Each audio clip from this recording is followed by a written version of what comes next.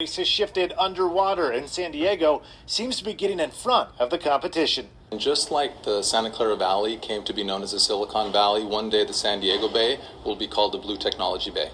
Commissioner Rafael Castellanos explains electronic equipment and industrial plants worldwide once produced something called PCBs as a byproduct of manufacturing. He says plants near the airport in San Diego once produced them too.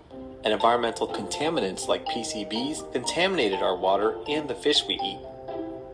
In 2014, EPA found that 94% of fish tissue sampled from U.S. waterways contained PCBs and other toxic chemicals. The EPA stepped in 1979 and mandated a change that got rid of PCBs in the U.S. But what about the ones already stuck in the waterways? Dredging, or trying to scoop the material out of the water, is costly and can be damaging to the environment. But EcoSpears, a company out of Florida, is teaming up with NASA scientists to offer these. Once settled into the sediment, Spears acts like a sponge, passively absorbing PCBs from the sediment around it. EcoSpears experts say NASA scientists first created the devices to clean out the waterways around Kennedy Space Center.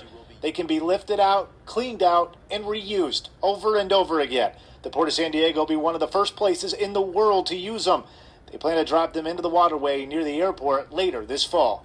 This is an emerging company, and we are taking a little bit of a risk, but it's one that's well worth it because we're going to try to help protect our environment and, again, get a company off the ground, hopefully making some money, employing some folks, creating some good jobs. So it's a win-win-win. Lofty goals to keep the water